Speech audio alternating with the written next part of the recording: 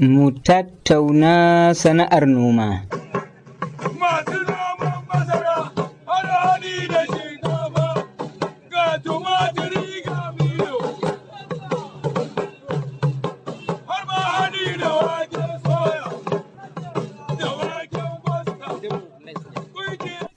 Masu sauraro barkanmu da sake saduwa a cikin wani sabon shirin da ke da burin ganin bunƙasar noman masara da shinkafa da farin wake da waken soya da kuma tumatir, kuma cibiyar bincike wayar da kan manoma da yaɗa dabarun noma ta ƙasa wato NAERLS da ke jami'ar Ahmadu Bello a Zaria tare da haɗin gwiwar haɗakar shirin Agra a jihar Kaduna suke ɗaukar nauyin kawo muku shirin.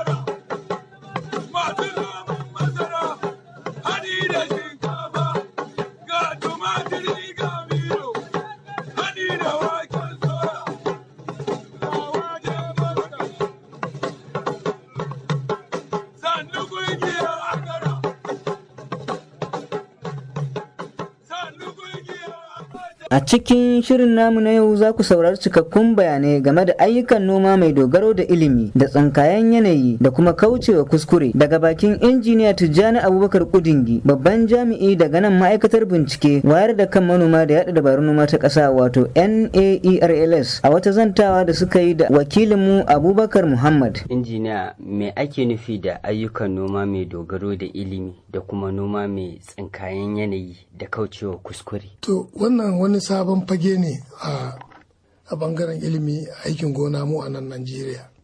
Wato akwai masana kimiyya sun yi bincike sun samar da wasu na'urori kala-kala da suke daukan bayanai kala-kala na dogon lokaci. Idan suka dauki da bayanan lokaci sai su hada su waje daya sai su tace su domin amfanin gona, ma'ana domin amfanin shukanmu da kuma samun yabanya mai alkhairi. Wannan shine a takaice. Kuma irin wannan bayanan da ake tarawa akwai na'urori da suke daukan su, an raba su kamar kashi biyu, daya na ce mishi active a turance, daya passive. Shi active din yana amfani da dodon hoto ne, shi ko passive din yana amfani da kyalli ne. Wato ta nan ne za a ɗauka an yi shekara 1, 2, 3, 4, 5 za a iya gaya maka bana za a samu ruwa da yawa, bana za a samu fari, bana nan ruwa zai yawa, nan zai yi kaɗan nan. To duk da irin wannan bayanai ne ake tarawa na tsawon lokaci sai a fitar da wannan abubuwa. Waɗanne dabarun harsashen yanayi ake amfani da su domin kaucewa kuskure a noma? To kaga ana zuba shi na'uran ne. Na'uran zai je ya yawo a sararin samaniya na wani lokaci, zai ɗauki hotuna. Idan zai ɗauki hotuna kamar yadda na gaya maka zai zama very active kenan. Shi ne za ga akwai a turanci akwai irin su kamar spatial da temporal. To zai ɗauki hoton abin da yake so ya gani direct, wanda in an ga wannan za a samu isasshen ruwan sama, ko za a samu karancin ruwan sama, ko za a samu zafi sosai, ko za a samu dai duk abubuwan da ya kunshi noma. Sai kuma akwai wanda yake shi kuma passive, shi ba hoton yake gani gaba ɗaya ba, a'a yana ganin kyalli ne na hoton da yake iya ɗaukowa. Su ne a turanci ake kira kamar akwai spectral, akwai radiomatic. Su ma wannan wasu hanyoyi ne wanda ake ɗauko bayanai. To wannan bayanan shi ne ake tacewa. Shi ya za ga yanzu kowace jiha za a ce za a fara ruwa lokaci kaza, Allah yadda za a ɗauki lokaci kaza, ruwan zai zama kaza, ruwan zai zama kaza. Ko ga in ka sa ɗan application a wayanka na hannu sai ga yau akwai ruwa daga lokaci zuwa kaza zuwa lokaci kaza da iska kaza. Duk daga irin wannan abubuwan ne ake tattara irin wannan bayanin domin ci gaban aikin gona. Ko za ka iya bayyano mana nau'ikan dabaru ko fasahohin da ake amfani da su wurin noman da babu kuskure a cikinsu? Kaga ana amfani da package kala-kala ne. Mafi yawa shi manomi zai fi amfani ne don an yi package. Shi wannan bayan da muke yi muna bayani ne domin kaga misali kamar biomedical field, kamar radiation, kamar infrared, kamar microwaves, kamar su radar, kamar satellite, duk wani amfani da su. To amma shi inda yake amfanin manomi duk an ɗauki wannan abubuwan aka bi aka tace. Misali zan baka, akwai wani application da ake kiran shi Plantix. An same shi ne daga wannan.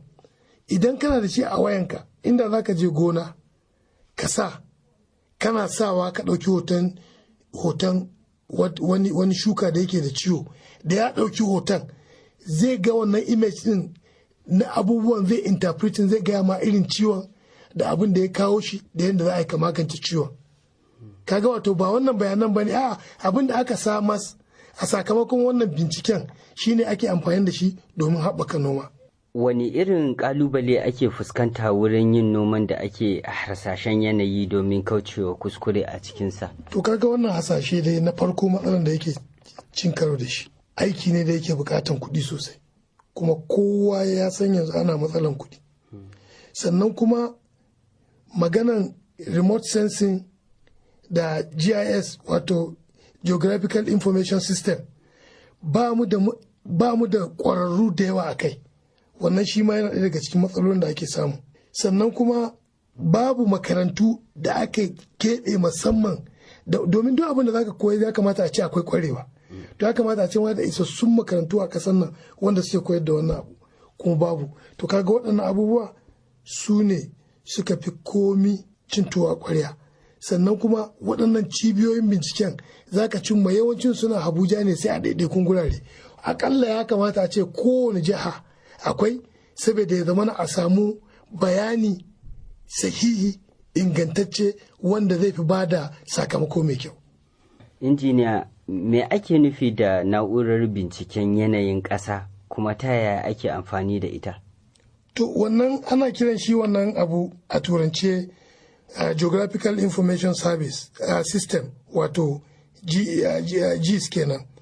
Shi kuma wannan wato kamar na'ura ne mai kwakwalwa tana da hardware ta a turance tana da software ta sannan kuma ana karban bayanai ne in an karba za a tattara su in an tattara za a tace su in an tace su za a jera su sannan a zuba su don amfanin manoma ma'ana idan mun ga kaza akwai alamun bana za a samu fari to akwai wannan za a ce akwai alamu an ga kalamu kaza an ga alamu kaza an ga alamu kaza an ga alamu kaza tabbas idan aka samu wannan alamun a wannan shekara akwai fari to sai kuma su masana ya sanar da manoma to bana ba za a samu fari kuma a cikin wannan bayanin da aka tattara har zai iya nuna ma shi kwararre a bannin wani lokaci ake sa ran kwarin za su zo to kaga wannan an gaya manoma bana za a samu fari kala kaza kuma za su zo a lokaci kaza ga irin shin da za a yi ko kuwa bana za a samu kamfan ruwa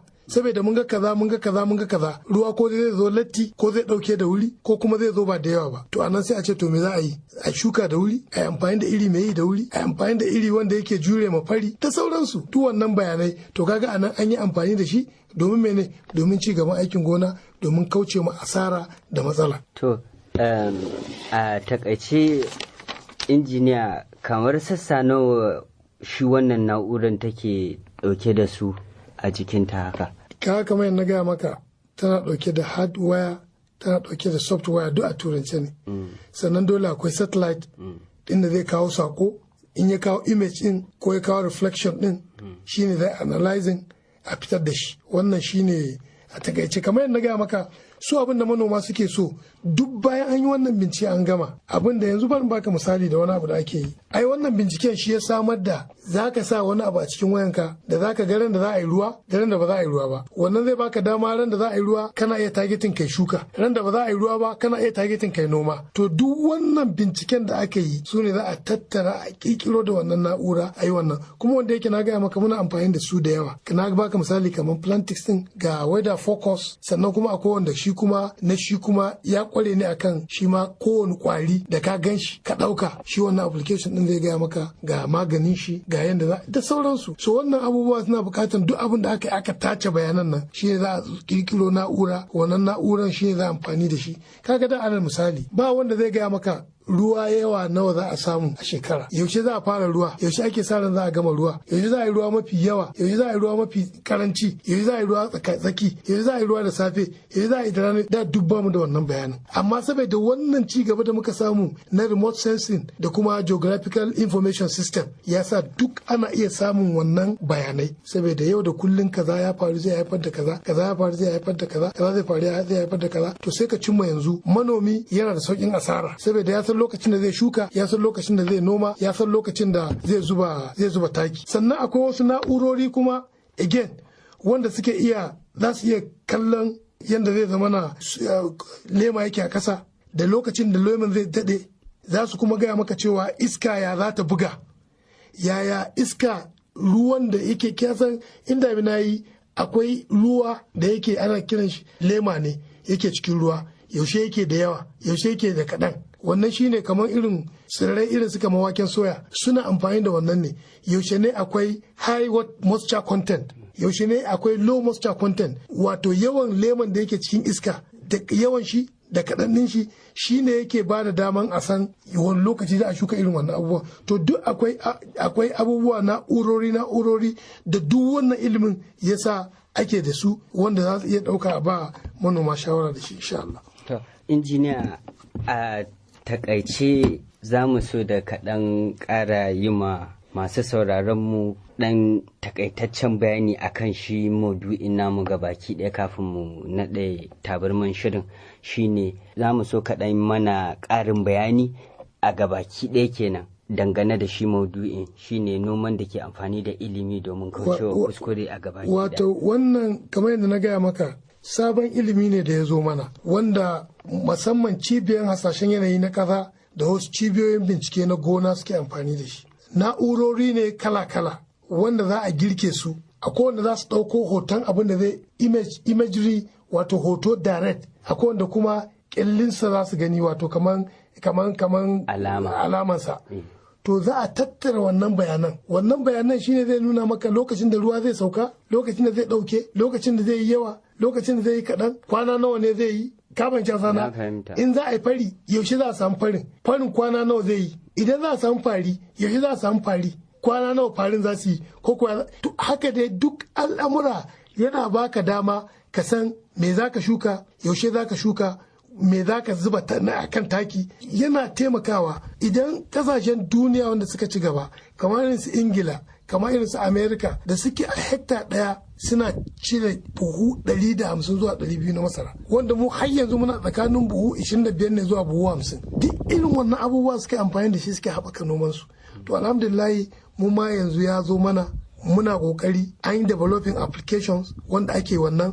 Abin da nake fata shine manoma su dinga sauraron cibiyar hasashen yanayi na ƙasa, abin da shawarar da suke badawa, da cibiyar bincike na noma na ƙasa shawarar da suke badawa, da ma'aikatan gona na jihohi da ƙananan hukumomi, saboda duk daga can ake ɗauko bayanan. Su ne in suna amfani da wannan bayanan in Allah ya za su samu nasara a cikin nomansu, ba za a samu matsala ba. Abin da ake fata al'umma tana ƙara hayayyafa, tana ƙara yawa, samar da abincinmu yana ƙasa. To an ɓirɓilo da waɗannan na'urori ne ko wannan fasahar zamani domin ya zama na an iya samar da abinci wanda shi wannan yawa da muke da shi za mu iya ci da kanmu ba tare da mun ɗauki kokon bara mun je waje ba. Kuma a ƙarke ina kira ga ƙungiyoyi masu zaman kansu da su haɗa hannu da gwamnati wajen ƙara ɗabbaka wannan bincike da ake yi domin jama'a su sake samun ilimi kuma su taimaka wajen watsa shi. Kuma manoma kullum duk abin da suka gani ba su fahimta ba da duk wani hasashe da aka yi da ba su fahimta ba,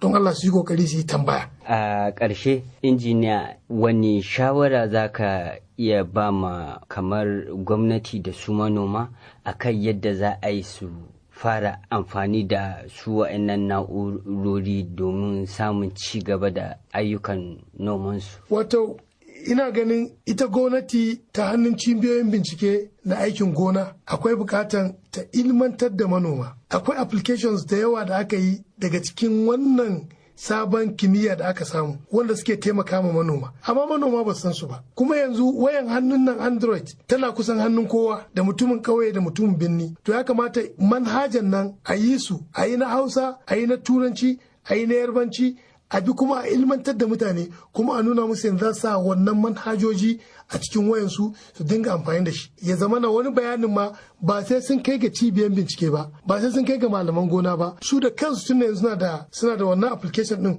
ko manhajan su ma za su iya gani don su taimaki kansu wannan zai taimaka ma manoma kwarai ainihin. Kun saurari cikakkun bayanai daga bakin injiniya Tijjani Abubakar Udingi da fatan masu sauraro sun ji daɗin hirar. Yanzu kuma za ku saurari wakilinmu Adamu Abdullahi Basawa ɗauke da farashin amfanin gona daga wasu fitattun kasuwannin jihar Kaduna. Wake, farashin buhun jan wake mai nauyin kilogram 100 a kasuwar Soba da ke karamar hukumar Soba farashin sa naira 165, a kasuwar Dan Malaki da ke karamar hukumar Kauru kuwa farashin sa naira 156, a kasuwar Kagarko da ke karamar hukumar Kagarko farashin sa naira 170, a kasuwar Tsakiya ta Jaba da ke karamar hukumar Jaba kuwa farashin sa naira 160, a kasuwar Kaciya da ke karamar hukumar Kaciya farashin sa naira 180, a kasuwar Manchok da ke karamar hukumar Kaura kuwa farashin sa naira 162, sai dai a kasuwar Marabar Danja da ke karamar hukumar Kudan farashin sa naira 187, a kasuwar Saminaka da ke karamar hukumar Lera kuwa farashin sa naira 158, a kasuwar Sabon Gari da ke karamar hukumar Sabon Gari farashin sa naira 175, kasuwar Ikara da ke karamar hukumar Ikara kuwa farashin sa naira 190, a kasuwar Makarfi da ke karamar hukumar Makarfi farashin sa naira 180, a kasuwar Tunga Kafancan da ke karamar hukumar Jama'a kuwa farashin sa naira 162, a kasuwar Kubau da ke karamar hukumar Kubau farashin sa naira 183,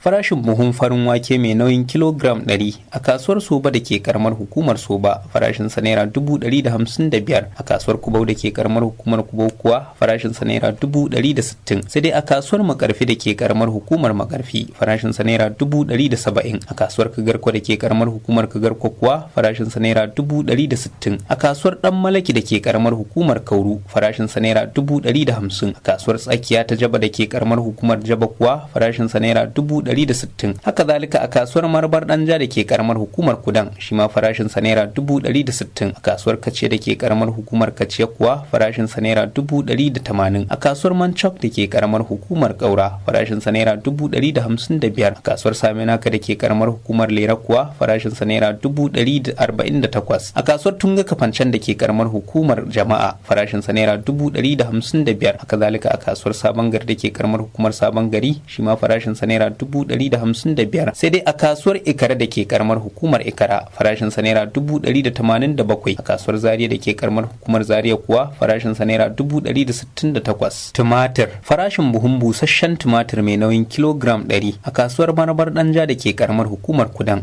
farashin sa naira 175, a kasuwar Soba da ke karamar hukumar Soba kuwa farashin sa naira 100, a kasuwar Kagarko da ke karamar hukumar Kagarko farashin sa naira 150, a kasuwar Dan Malaki da ke karamar hukumar Kauru kuwa farashin sa naira 157, a kasuwar Manchok da ke karamar hukumar Kaura farashin sa naira 155, a kasuwar Saminaka da ke karamar hukumar Lera kuwa farashin sa naira 148, a kasuwar Sabon Gari da ke karamar hukumar Sabon Gari farashin sa naira 165, a kasuwar Ikara da ke karamar hukumar Ikara kuwa farashin sa naira 160, a kasuwar Makarfi da ke karamar hukumar Makarfi farashin sa naira 155, haka zalika a kasuwar Tunga Kafancan da ke karamar hukumar Jama'a shi ma farashin sa naira 155, a kasuwar Kubau da ke karamar hukumar Kubau farashin sa naira 145, sai dai a kasuwar Zaria da ke karamar hukumar Zaria farashin sa naira 165. Farashin kwandon danyen tumatir mai nauyin kilogram 50 a kasuwar Soba da ke karamar hukumar Soba farashin sa naira 30,000, a kasuwar Kujama da ke karamar hukumar Cikun kuwa farashin sa naira 39,800, a kasuwar Tunga Kafancan da ke karamar hukumar Jama'a farashin sa naira 42,000, a kasuwar Ikara da ke karamar hukumar Ikara kuwa farashin sa naira 30,000, sai dai a kasuwar Kubau da ke karamar hukumar Kubau farashin sa naira 40,000, kasuwar Kagarko da ke karamar hukumar Kagarko kuwa farashin sa naira 90,000, a kasuwar Marabar Danja da ke karamar hukumar Kudan farashin sa naira 50,000, a kasuwar Manchok da ke karamar hukumar Kaura kuwa farashin sa naira 42,000, a kasuwar Saminaka da ke karamar hukumar Lere farashin sa naira 54,000, a kasuwar Kaciya da ke karamar hukumar Kaciya kuwa farashin sa naira 70,000, a kasuwar Sabon Gari da ke ke karamar hukumar sabon gari farashin sa naira 45,000. A kasuwar makarfi da ke karamar hukumar makarfi kuwa farashin sa naira 30,000. A kasuwar dan malaki da ke karamar hukumar kauru farashin sa naira 45,000. A kasuwar zaria da ke karamar hukumar zaria kuwa farashin sa naira 40,000. Masara farashin buhun farar masara mai nauyin kilogram 100 a kasuwar kujama da ke karamar hukumar cikun farashin sa naira 84,500. A kasuwar kubau da ke karamar hukumar kubau kuwa farashin sa naira 78,000. A kasuwar zaria da ke karamar hukumar zaria farashin sa naira 82,000. A kasuwar soba da ke karamar hukumar soba kuwa farashin sa naira 75,000. A kasuwar dan malaki da ke karamar hukumar kauru farashin sa naira 80,000. A kasuwar kagarko da ke karamar hukumar kagarko kuwa farashin sa naira 70,000. A kasuwar tsakiya ta jaba da ke karamar hukumar jaba farashin sa naira 78,000. A kasuwar marbar danja da ke karamar hukumar kudan kuwa farashin sa naira 90,000. A kasuwar kaciya da ke karamar hukumar kaciya farashin sa naira 66,000. A kasuwar mancok da ke karamar hukumar kaura kuwa farashin sa naira 75,000. A kasuwar saminaka da ke karamar hukumar lere farashin sa naira 78,000. A kasuwar sabon gari da ke karamar hukumar sabon gari kuwa farashin sa naira 83,000. A kasuwar ikara da ke karamar hukumar ikara farashin sa naira 92,000. A kasuwar makarfi da ke karamar hukumar makarfi kuwa farashin sa naira 80,000. A kasuwar tunga kafancen da ke karamar hukumar jama'a farashin sa naira 75,000. Farashin buhun jar masara mai nauyin kilogram 100 a kasuwar kujama da ke karamar hukumar cikun farashin sa naira 86,000. A kasuwar kubau da ke karamar hukumar kubau kuwa farashin sa naira 83,000. A kasuwar zaria da ke karamar hukumar zaria farashin sa naira 84,000. Sai dai a kasuwar soba da ke karamar hukumar soba farashin sa naira 90,000. A kasuwar dan malaki da ke karamar hukumar kauru farashin sa naira 85,000. A kasuwar kagarko da ke karamar hukumar kagarko farashin sa naira 75,000. A kasuwar tsakiya ta jaba da ke karamar hukumar jaba farashin sa naira 78,000. A kasuwar kace da ke karamar hukumar kace kuwa farashin sa naira 66,000. A kasuwar mancok da ke karamar hukumar kaura farashin sa naira 80,000. Kasuwar saminaka da ke karamar hukumar lera kuwa farashin sa naira 82,000. A kasuwar sabon gari da ke karamar hukumar sabon gari farashin sa naira 84,500. Kasuwar ikar da ke karamar hukumar ikara kuwa farashin sa naira 96,000. A kasuwar marabar danja da ke karamar hukumar kudan farashin sa naira 90,000. A kasuwar makarfi da ke karamar hukumar makarfi kuwa farashin sa naira 84,000. A kasuwar tunga kafancen da ke karamar hukumar jama'a farashin sa naira 80,000. Shinkafa farashin buhun casasshiyar shinkafa mai nauyin kilogram 100 a kasuwar kubau da ke karamar hukumar kubau farashin sa naira 184. A kasuwar zaria da ke karamar hukumar zaria kuwa farashin sa naira 180. A kasuwar soba da ke karamar hukumar soba farashin sa naira 170. A kasuwar kagarko da ke karamar hukumar kagarko kuwa farashin sa naira 155. A kasuwar dan malaki da ke karamar hukumar kauru farashin sa naira 150. A kasuwar tsakiya ta jaba da ke karamar hukumar jaba kuwa farashin sa naira 159,500. A kasuwar marbar danja da ke karamar hukumar kudan farashin sa naira 170. Kasuwar kace da ke karamar hukumar kace kuwa farashin sa naira 138. A kasuwar mancok da ke karamar hukumar kaura farashin sa naira 160. A kasuwar saminaka da ke karamar hukumar lera kuwa farashin sa naira 178. A kasuwar sabon gari da ke karamar hukumar sabon gari farashin sa naira 145. Haka zalika a kasuwar makarfi da ke karamar hukumar makarfi shi ma farashin sa naira 145. A kasuwar ikara da ke karamar hukumar ikara kuwa farashin sa naira 148. A kasuwar tunga kafancen da ke karamar hukumar jama'a kuwa farashin sa naira 160. Farashin buhun shinkafa mai bawo mai nauyin kilogram 75 a kasuwar kujama da ke karamar hukumar cikun farashin sa naira 65,000. A kasuwar kubau da ke karamar hukumar kubau kuwa farashin sa naira 55,000. A kasuwar zaria da ke karamar hukumar zaria farashin sa naira 60,000. A kasuwar soba da ke karamar hukumar soba kuwa farashin sa naira 55,000. A kasuwar kagarko da ke karamar hukumar kagarko farashin sa naira 63,000. A kasuwar tsakiya ta jaba da ke karamar hukumar jaba kuwa farashin sa naira 74,000. A kasuwar dan malaki da ke karamar hukumar kauru farashin sa naira 60,000. A kasuwar marbar danja da ke karamar hukumar kudan kuwa farashin sa naira 55,000. A kasuwar kaciya da ke karamar hukumar kaciya farashin sa naira 66,000. A kasuwar mancok da ke karamar hukumar kaura kuwa farashin sa naira 58,000. A kasuwar saminaka da ke karamar hukumar lere farashin sa naira 60,000. Kasuwar sabon gari da ke karamar hukumar sabon gari kuwa farashin sa naira 62,000. A kasuwar ikara da ke karamar hukumar ikara farashin sa naira 68,000. Haka zalika a kasuwar makarfi da ke karamar hukumar makarfi shi ma farashin sa naira 68,000. Sai dai a kasuwar tunga kafancen da ke karamar hukumar jama'a farashin sa naira 58,000. Waken soya farashin buhun waken soya mai nauyin kilogram 100 a kasuwar kujama da ke karamar hukumar cikun farashin sa naira 86,000. A kasuwar kubau da ke karamar hukumar kubau kuwa farashin sa naira 82,000. A kasuwar zaria da ke karamar hukumar hukumar Zaria farashin sa naira 90,000. Kasuwar Soba da ke karamar hukumar Soba kuwa farashin sa naira 85,000. A kasuwar Dan Malaki da ke karamar hukumar Kauru farashin sa naira 90,000. A kasuwar Tsakiya ta Jaba da ke karamar hukumar Jaba kuwa farashin sa naira 82,000. A kasuwar Kagarko da ke karamar hukumar Kagarko farashin sa naira 80,000. A kasuwar Marbar Danja da ke karamar hukumar Kudan kuwa farashin sa naira 93,000. A kasuwar Kace da ke karamar hukumar Kaciya farashin sa naira 90,000. Haka zalika a kasuwar Manchok da ke karamar hukumar Kaura shi ma farashin sa naira 90,000. A kasuwar Saminaka da ke karamar hukumar Lera kuwa farashin sa naira 72,000. A kasuwar Sabon Gari da ke karamar hukumar Sabon Gari kuwa farashin sa naira 90,000. Haka zalika a kasuwar Ikara da ke karamar hukumar Ikara shi ma farashin sa naira 90,000.